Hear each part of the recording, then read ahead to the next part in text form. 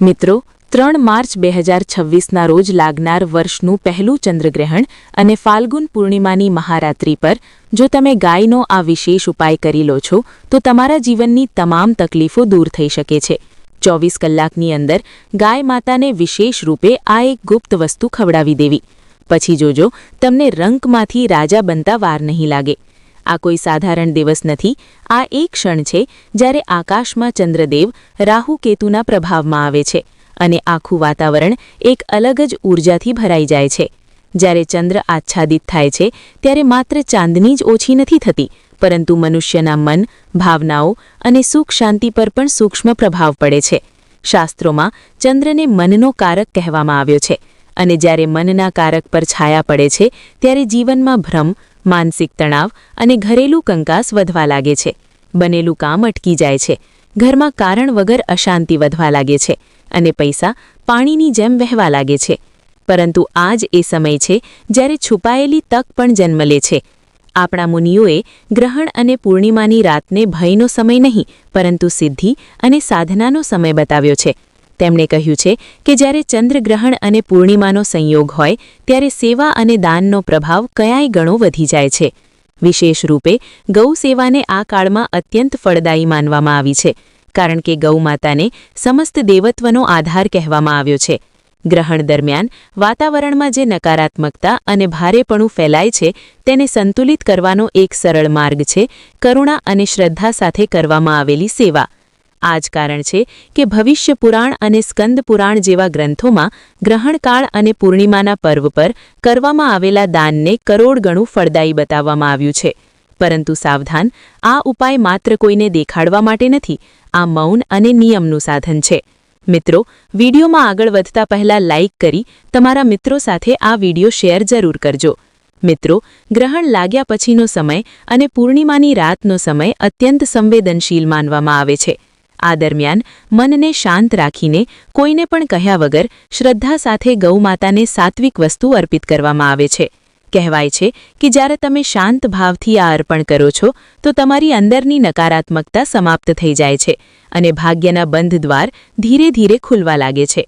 પરંતુ જો આમાં દેખાડો હોય, શોર હોય કે અહંકાર હોય તો તેનો પ્રભાવ ક્ષીણ થઈ જાય છે। તેથી આ રહસ્યનું મૂળ બહારની વસ્તુમાં નહીં, પરંતુ તમારી ભાવનામાં છુપાયેલું છે। ચંદ્રગ્રહણ આપણને એ પણ શીખવે છે કે જીવનમાં ઉતાર ચઢાવ સ્થાયી નથી હોતા। થોડા સમય માટે ચંદ્ર છુપાય છે, ફરી પોતાની પૂર્ણ શીતળતા સાથે પ્રગટ થાય છે। તે જ પ્રકારે જો મનુષ્ય આ સમયને આત્મચિંતન અને સેવામાં લગાવે છે તો તેના જીવનનો અંધકાર પણ છંટાઈ શકે છે। ગૌ માતાને અર્પિત કરવામાં આવેલી તે વિશેષ સાત્વિક વસ્તુ માત્ર ભોજન નથી, પરંતુ તમારા સંકલ્પનું પ્રતીક છે। તે સંકલ્પ કે હવે જીવનમાં દરિદ્રતા નહીં રહે, હવે ઘરમાં કંકાસ અને માનસિક સંતાપ નહીં રહે, હવે સન્માન અને સમૃદ્ધિનો પ્રકાશ પાછો આવશે।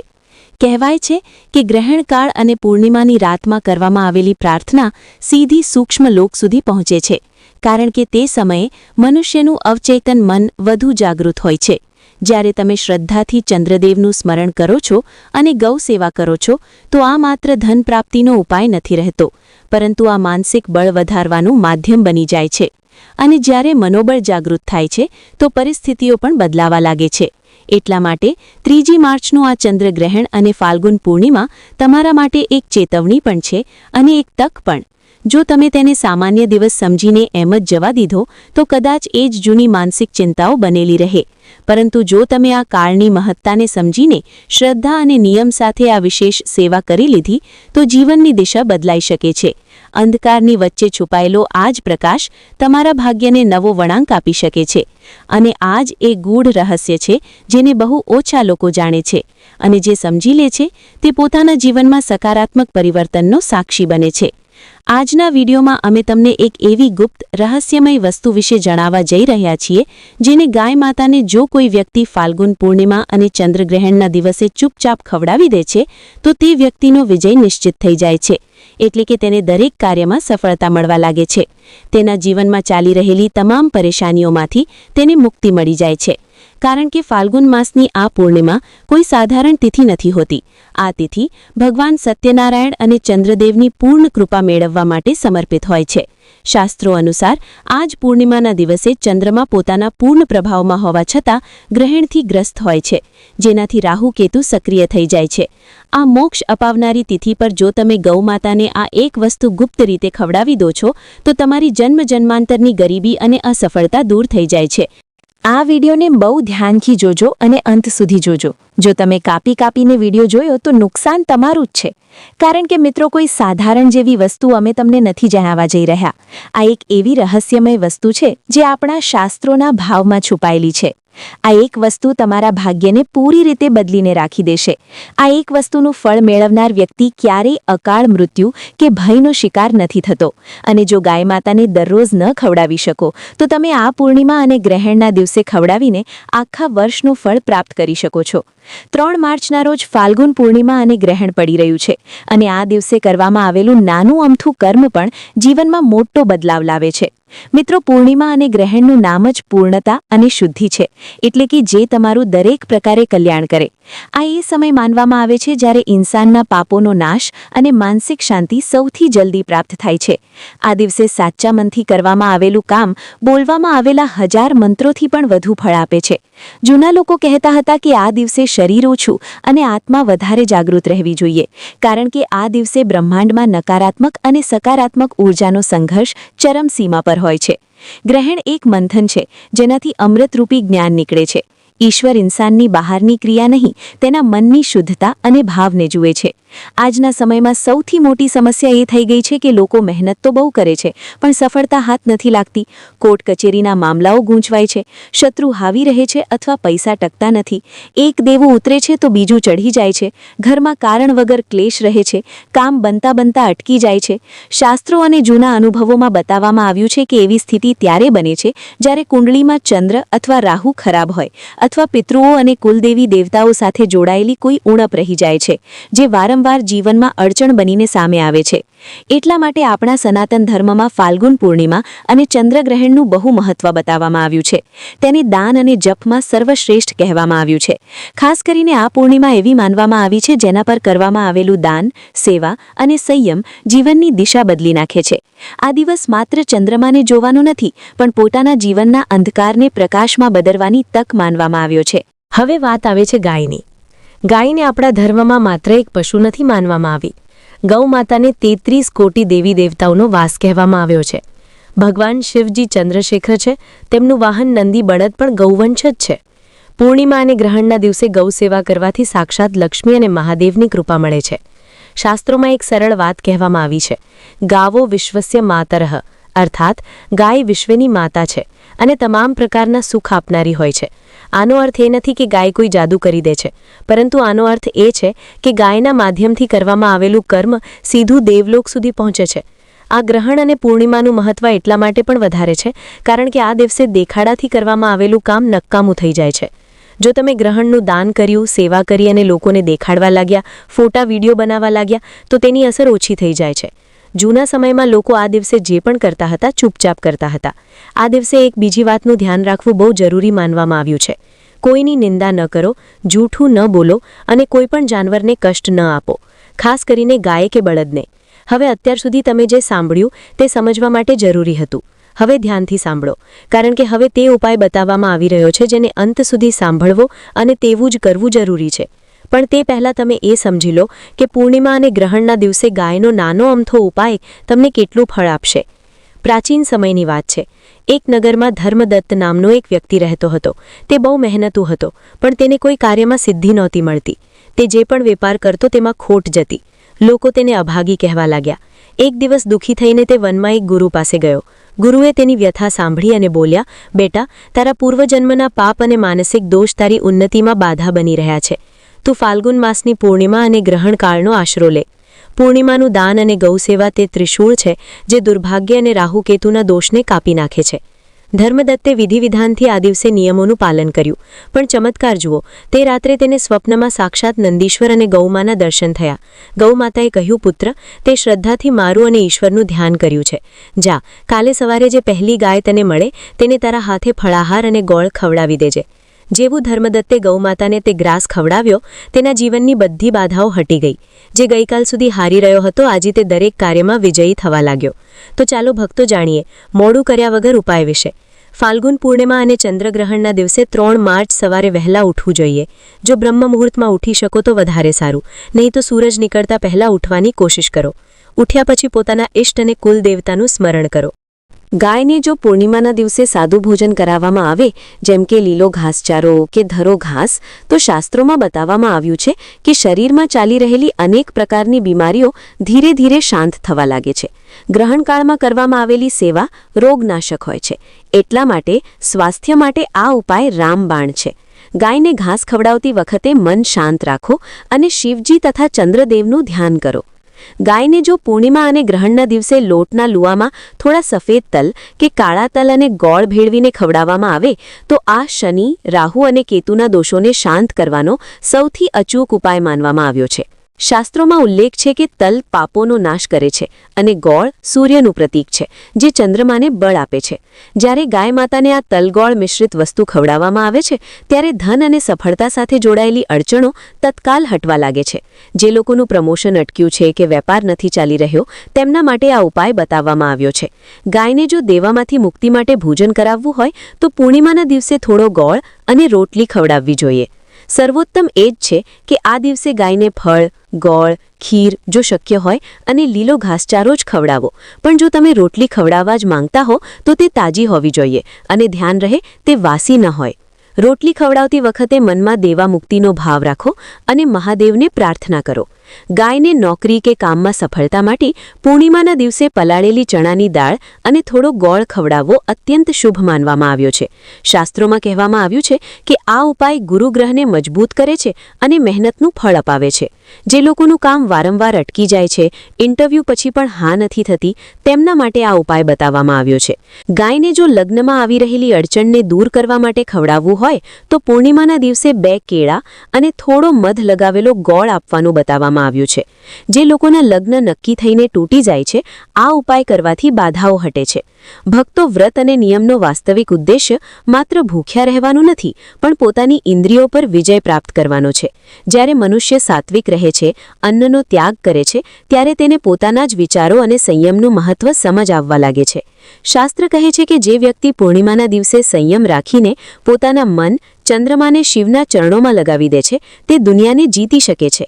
સ્કંદ પુરાણમાં કહેવામાં આવ્યું છે કે ગ્રહણ અને પૂર્ણિમાના દિવસે જે વ્યક્તિ સંયમ રાખીને ભગવાન શંકરની આરાધના કરે છે તેના જીવનના સમસ્ત પાપ બળીને ભસ્મ થઈ જાય છે.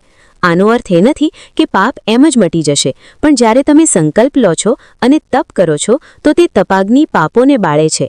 સ્નાન શરીરને શુદ્ધ કરે છે, પણ ગ્રહણકાળનો જપ અને દાન આત્માને શુદ્ધ કરે છે.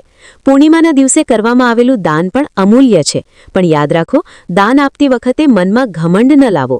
ફળોનું દાન સૌથી શ્રેષ્ઠ છે. સફેદ વસ્ત્ર કે ચોખા દાન કરવાથી માનસિક શાંતિ અને માન સન્માનમાં વૃદ્ધિ થાય છે. ગૌ સેવા કરવાથી સમસ્ત પાપોનો ક્ષય થાય છે. એટલા માટે ફાલ્ગુન પૂર્ણિમા પર ધ્યાન અને માનસિક જપનું વિશેષ મહત્વ છે. આ દિવસે નમઃ શિવાય કે સોમાય નમઃ મંત્રનો માનસિક જપ અત્યંત ફળદાયી માનવામાં આવ્યો છે. માનસિક જપ એટલા માટે કારણ કે વાણીને વિશ્રામ આપવો પણ આ નિયમનું અંગ છે. સાથે જ પૂર્ણિમાનો સંબંધ લક્ષ્મીજી સાથે પણ છે. જે વ્યક્તિ આ દિવસે મા લક્ષ્મી અને નારાયણના નિમિત્તે પ્રાર્થના કરે છે તેના ઘરના ભંડાર ભરાઈ જાય છે. પિતૃદોષ અને માનસિક અશાંતિ કોઈ ડરાવનારી વસ્તુ નથી. આ સંતુલન બગડવાનો સંકેત છે.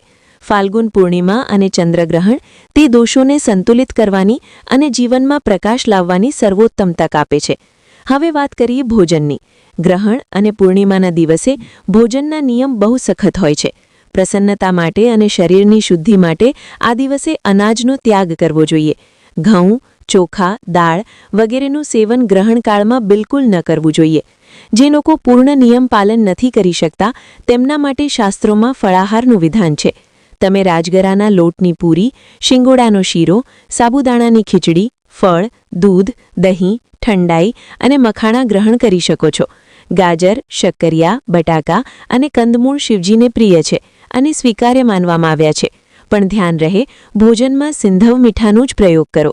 ભોજન સીમિત માત્રામાં કરો. પેટ ભરવા માટે નહીં, પણ શરીરને ચલાવવા માટે ખાઓ.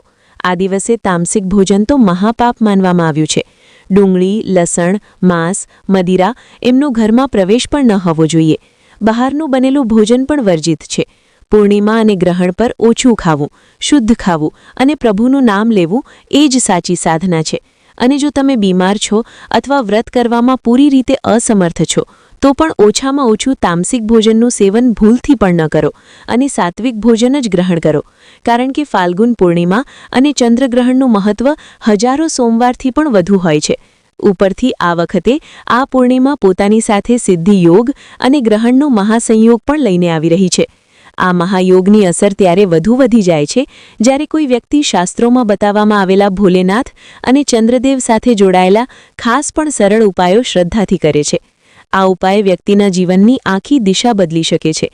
આ ગ્રહણ અને પૂર્ણિમાનો યોગ કેટલાક લોકો માટે માનસિક ઉથલપાથલનું કારણ બની શકે છે, પણ ત્યાં જ કેટલાક લોકો માટે આ જીવન બદલી નાખનાર વરદાન સાબિત થશે. 3 માર્ચના રોજ ચંદ્રગ્રહણ લાગી રહ્યું છે. આ દિવસે ગ્રહણ બપોરે લગભગ 3:20 વાગ્યાથી શરૂ થઈને સાંજે લગભગ 7:53 વાગે સમાપ્ત થશે. ધાર્મિક માન્યતા અનુસાર ચંદ્રગ્રહણનો સૂતક કાળ 9 કલાક પહેલા લાગી જાય છે. એટલા માટે આ દિવસે સૂતક સવારે લગભગ 9:39 વાગ્યાથી શરૂ થયેલું ગણાશે. આ કારણે સૌથી શુભ અને સારું એ જ માનવામાં આવે છે કે સૂતક લાગતા પહેલા જ ગાયને રોટલી, ગોળ કે લીલો ઘાસચારો ખવડાવી દેવામાં આવે. જો કોઈ કારણસર સૂતક પહેલા નથી ખવડાવી શક્યા તો કોઈ ચિંતાની વાત નથી.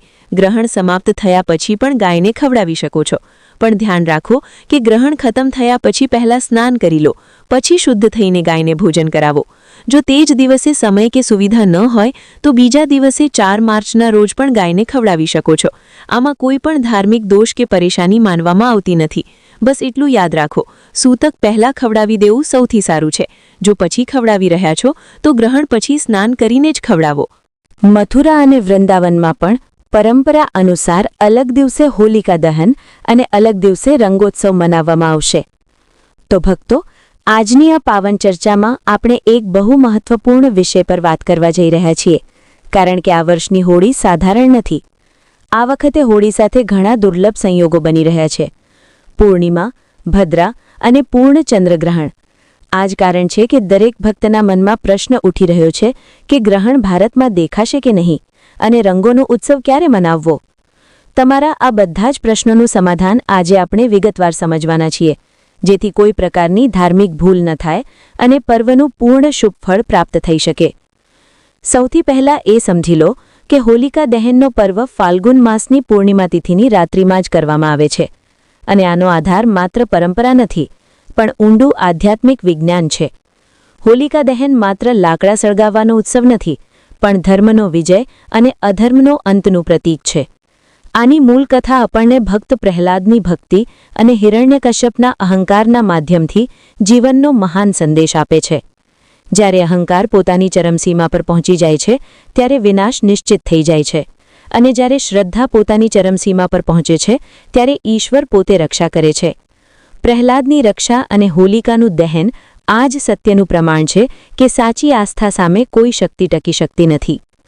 આ પર્વનો એક આંતરિક અર્થ પણ છે, જેને અવારનવાર લોકો ભૂલી જાય છે.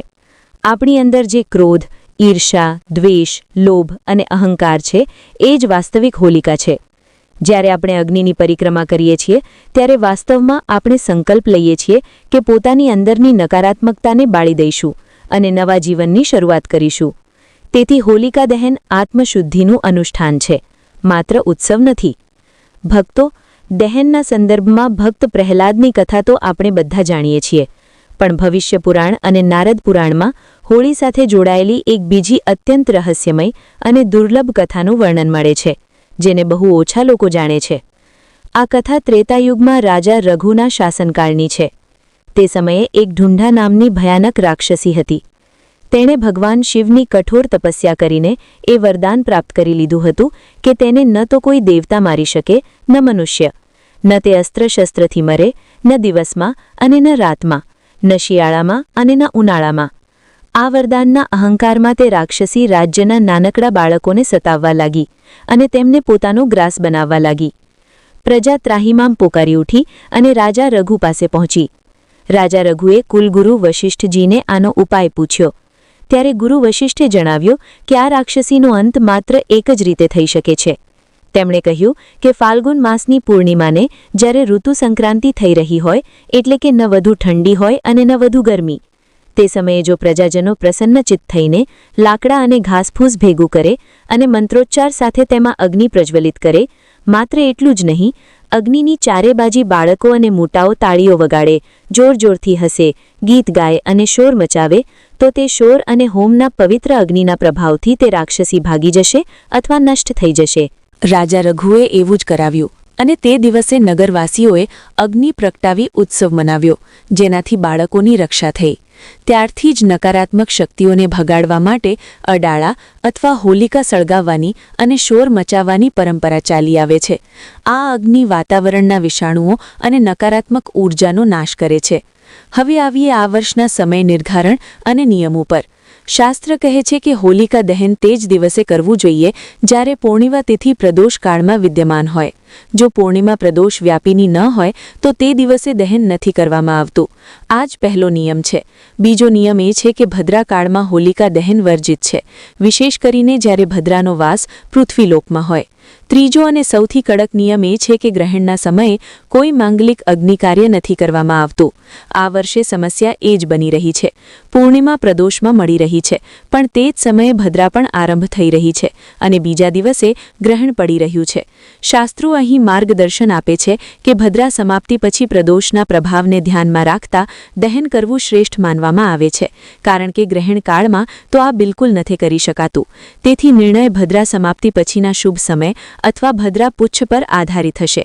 આ વર્ષે પૂર્ણિમા પ્રથમ દિવસ અર્થાત 2 માર્ચના રોજ પ્રદોષ વ્યાપીની છે અને તે જ સમયે ભદ્રા પ્રારંભ થઈ રહી છે. બીજા દિવસે પ્રદોષમાં પૂર્ણિમા નથી પહોંચી રહી અને તે જ દિવસે ચંદ્રગ્રહણ પણ છે. તેથી શાસ્ત્રોનો સ્પષ્ટ નિર્દેશ છે કે જે દિવસે પ્રદોષમાં પૂર્ણિમા છે તે દિવસે ભલે ભદ્રા કેમ ન હોય, તેના પુચ્છ કાળમાં હોલિકા દહન કરી દેવું જોઈએ. ગ્રહણના દિવસે આ કાર્ય કોઈ પણ પ્રકારે નથી કરી શકાતું, કારણ કે ગ્રહણકાળ માંગલિક કાર્યો માટે નિષિદ્ધ માનવામાં આવ્યો છે. હિન્દુ પંચાંગ અનુસાર આ વર્ષે ફાલ્ગુન માસની પૂર્ણિમા તિથિ 2 માર્ચના રોજ સાંજે 5:55 શરૂ થશે, જ્યારે આ તિથિની સમાપ્તિ 3 માર્ચના રોજ સાંજે 5:07 પર થશે. એવામાં ઉદયા તિથિ અનુસાર આ વર્ષે હોલિકા દહન 2 માર્ચના રોજ થશે અને તેના બીજા દિવસે એટલે કે 3 માર્ચના રોજ ચંદ્રગ્રહણ લાગવા જઈ રહ્યું છે, જે ભારતમાં સ્પષ્ટ રૂપે દેખાશે. તેથી 4 માર્ચના રોજ રંગભરી હોળી રમવામાં આવશે.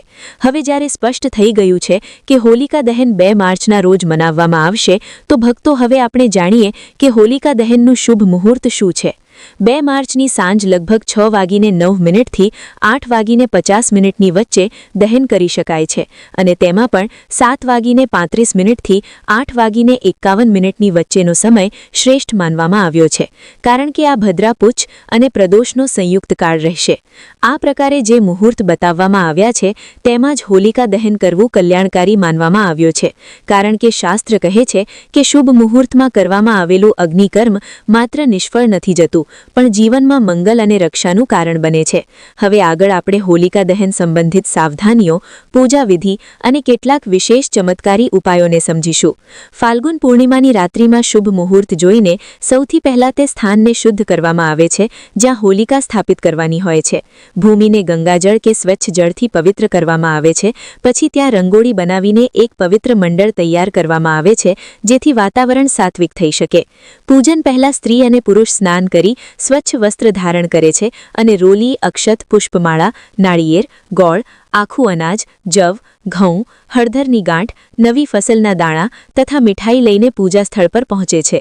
સૌથી પહેલા દીવો પ્રગટાવી હોલિકા સમક્ષ સ્થાપિત કરવામાં આવે છે અને રોલી, અક્ષતથી તિલક કરી પુષ્પ અર્પિત કરવામાં આવે છે. કાચો સૂતર કે મૂલી લઈને હોલિકાની પરિક્રમા કરતા તેને લપેટવામાં આવે છે, જે રક્ષા સંકલ્પ અને મંગળનું પ્રતીક છે. ભક્તો, કારણ કે આ વખતે હોલિકા દહન વિશેષ સંયોગમાં થઈ રહ્યું છે, એટલા માટે તમે પોતાની પરેશાનીઓના નિવારણ માટે કેટલાક વિશેષ ઉપાયો પણ કરી શકો છો. જો તમારા ઘરમાં કોઈ વ્યક્તિ નિરંતર બીમાર રહે છે તો હોલિકા દહનની રાત્રે એક વિશેષ ઉબટન બનાવી રોગીના શરીર પર મસો અને જે મેલ નીકળે તેને હોલિકાની અગ્નિમાં નાખી દો. માન્યતા છે કે આનાથી રોગ અગ્નિમાં ભસ્મ થઈ જાય છે. ધન પ્રાપ્તિ અને આર્થિક બાધાઓને દૂર કરવા માટે હોલિકા દહન સમયે અગ્નિમાં શેરડીની આહુતિ આપવી અત્યંત શુભ માનવામાં આવી છે. જો શત્રુઓનો ભય સતાવી રહ્યો હોય કે અજ્ઞાત બાધાઓ આવી રહી હોય તો 7 ગોમતી ચક્ર લઈ ભગવાનનું સ્મરણ કરતા હોલિકાની અગ્નિમાં પ્રવાહિત કરી દો. આનાથી શત્રુ બાધા શાંત થાય છે. પરિક્રમા સામાન્ય રીતે 3 કે 7 વાર કરવામાં આવે છે અને દરેક પરિક્રમા સાથે પરિવારની સુખ સમૃદ્ધિ, આરોગ્ય અને સંતાનોની ઉન્નતિની પ્રાર્થના કરવામાં આવે છે. અગ્નિ પ્રજ્વલિત થયા પછી બધા શ્રદ્ધાપૂર્વક પ્રણામ કરે છે અને અગ્નિની ઉષ્માને માથે લગાવી શુભ માને છે. સાવધાની એ રાખવી જોઈએ કે દહન સદાય શુભ મુહૂર્તમાં જ કરવામાં આવે. અગ્નિ પાસે જ્વલનશીલ વસ્તુઓ ન હોય. બાળકોને એકલા પાસે ન જવા દો અને જળની વ્યવસ્થા રાખો. પ્લાસ્ટિક કે રાસાયણિક પદાર્થ અગ્નિમાં ન નાખવા જોઈએ, કારણ કે આ પ્રકૃતિ વિરુદ્ધ માનવામાં આવ્યું છે. વિના સ્નાન શુદ્ધિએ પૂજા કરવી, અપશબ્દ બોલવા, વિવાદ કરવો કે નશો કરવો પણ આ અનુષ્ઠાનની મર્યાદા વિરુદ્ધ છે. દહનના બીજા દિવસે રંગોની હોળી મનાવવામાં આવે છે, પણ આ વર્ષે વિશેષ સાવધાનીની આવશ્યકતા છે, કારણ કે આ વખતે બીજા દિવસે એટલે કે 3 માર્ચના રોજ પૂર્ણ ચંદ્રગ્રહણનો પ્રભાવ રહેશે. ગ્રહણ લગભગ બપોરે 3:20 થી આરંભ થઈ સાંજે 6:46 સુધી રહેશે. કારણ કે ભારતમાં આ દેખાશે તેથી સૂતકકાળ ગ્રહણથી લગભગ 9 કલાક પહેલા પ્રભાવી થઈ જશે. ગ્રહણકાળમાં ભોજન, શુભ કાર્ય અને ઉત્સવ વર્જિત હોય છે. આ જ કારણે 3 માર્ચના રોજ રંગોનો ઉત્સવ નહીં મનાવવામાં આવે. આ દિવસ માત્ર જપ, તપ અને સાધના માટે આરક્ષિત રહેશે. જે વ્યક્તિ આ સમયે ભગવાનનું નામ સ્મરણ કરે છે તેના જીવનની બાધાઓ ધીરે ધીરે સમાપ્ત થવા લાગે છે. ગ્રહણકાળમાં મંત્ર જપનું ફળ અનેક ગણું વધી જાય છે. આના પશ્ચાત બીજા દિવસે 4 માર્ચના રોજ સૂર્યોદય પછી જ્યારે ગ્રહણનો પ્રભાવ પૂર્ણતઃ સમાપ્ત થઈ ચૂક્યો હશે અને શુદ્ધિકરણ થઈ જશે ત્યારે રંગોત્સવ અર્થાત ધૂળેટી મનાવવામાં આવશે. આ જ શાસ્ત્રીય માર્ગ છે. 4 માર્ચના રોજ લોકો ગુલાલ લગાવી જૂના મનદુખો સમાપ્ત કરશે, ગીત ગાશે અને મીઠાઈઓ વહેંચશે. આ પર્વ આપણને શીખવે છે કે અંતે પ્રેમ અને સદ્ભાવ જ જીવનનો વાસ્તવિક રંગ છે. વૈજ્ઞાનિક દ્રષ્ટિએ ગ્રહણ સૂર્ય, પૃથ્વી અને ચંદ્રમાની સ્થિતિનું સામાન્ય પરિણામ છે, પણ ધાર્મિક દ્રષ્ટિએ આને માનસિક અને આધ્યાત્મિક પ્રભાવનો સમય માનવામાં આવ્યો છે. એટલા માટે હોલિકા દહન, ગ્રહણ અને હોળીનો આ સંયોગ આપણને બહારના ઉત્સવ સાથે આંતરિક સાધનાની તક પણ આપે છે. જ્યારે શ્રદ્ધા, શાસ્ત્ર અને સાવધાની સાથે આ પર્વ મનાવવામાં આવે છે ત્યારે આ માત્ર પરંપરા નથી રહેતું, પણ જીવનમાં નવી શરૂઆત, આત્મશુદ્ધિ અને સકારાત્મક ઊર્જાનો સંકલ્પ બની જાય છે. મિત્રો, જો તમને આજનો આ વિડિયો જ્ઞાનવર્ધક અને મદદરૂપ લાગ્યો હોય તો આ વિડિયોને અત્યારે જ એક લાઇક જરૂર કરજો, કારણ કે તમારી એક લાઇક અમને આવા જ ભક્તિમય વિડિયો બનાવવા માટે પ્રોત્સાહન આપે છે.